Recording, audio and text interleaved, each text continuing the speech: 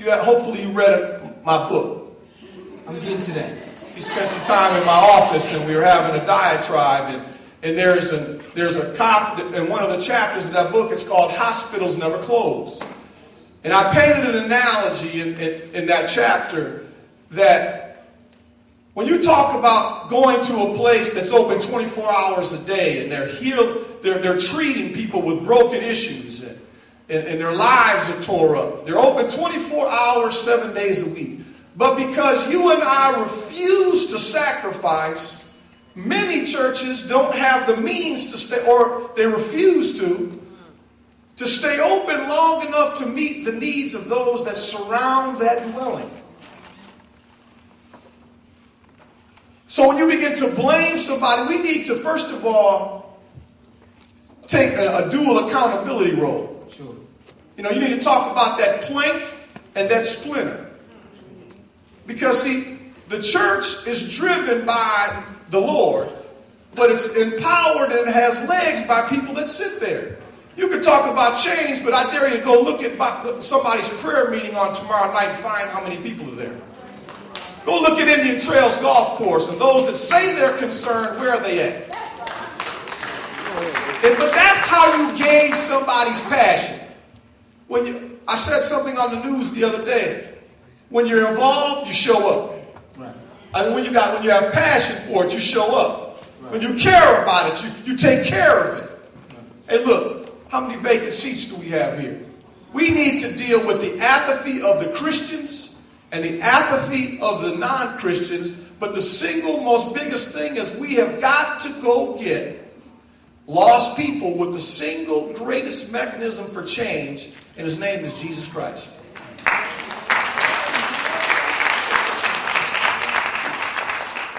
Miss Sarah Smith.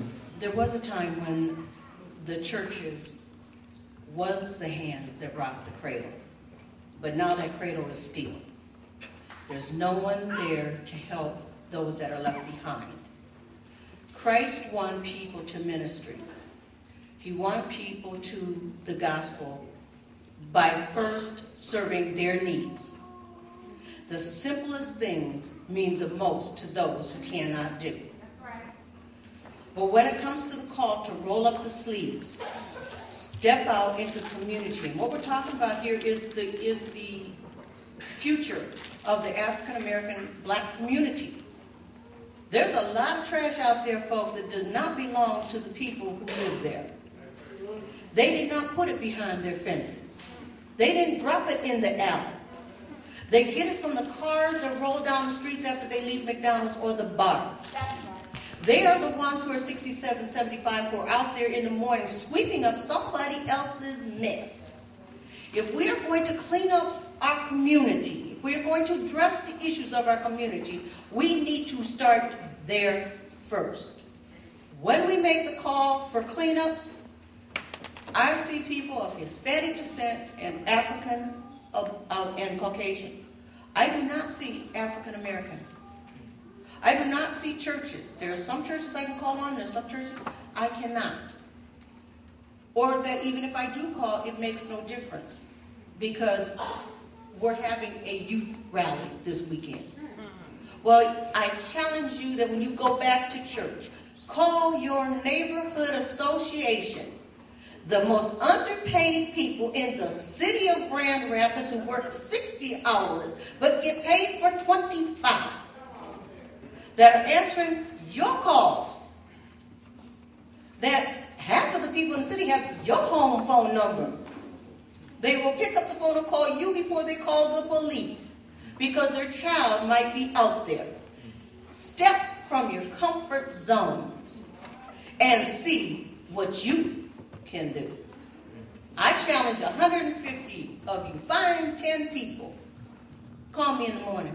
Or better yet, call me on your way home. Definitely. Very important issue. You're going to respond to that, Mr. Rodney Brown. We're going to respond to that quickly. And again, I prefaced my introduction with where I was taught. And again, I was taught by the Society of Jesus, the Jesuits, and who believed in social justice. And they splintered off from the Catholic Church because they were more interested in social justice. And I've been seeing online, I saw some in Mr. Pulliam's paper today that said something to the effect of no social justice, no spiritual peace.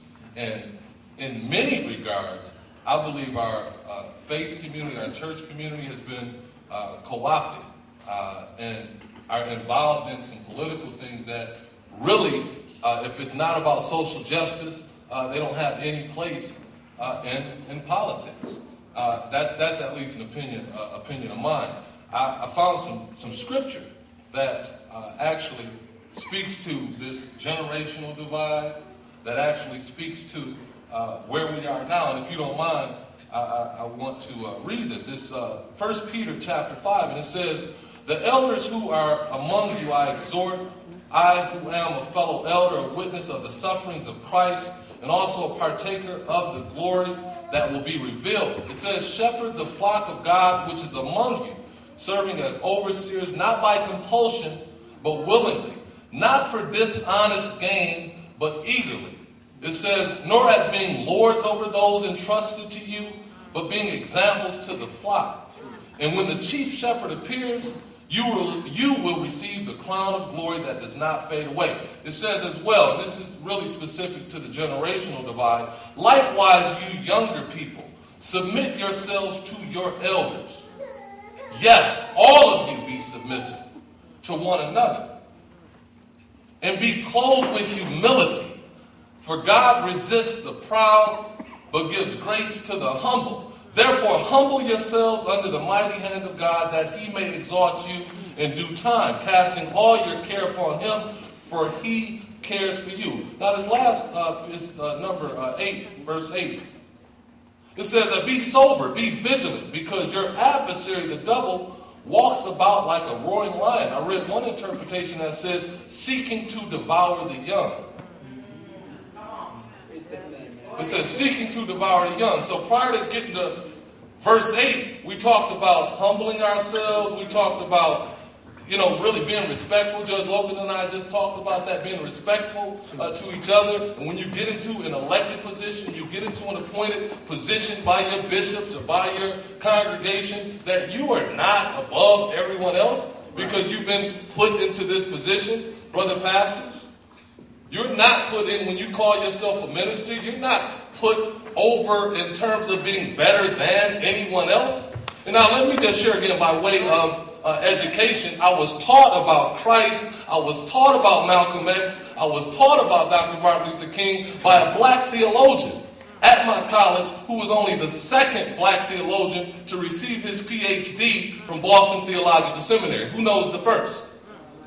Martin Luther King.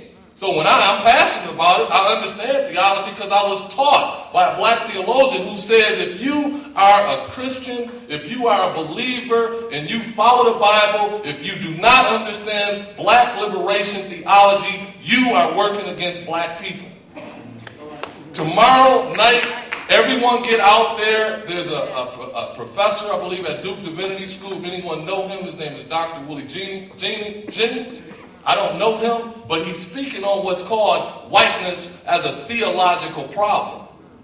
Now, again, we can go deeper. I can give you some politics about here in West Michigan, here in Grand Rapids, but the fact is, whiteness as a theological problem is a problem throughout our faith institutions and throughout every institution in this community. That's it.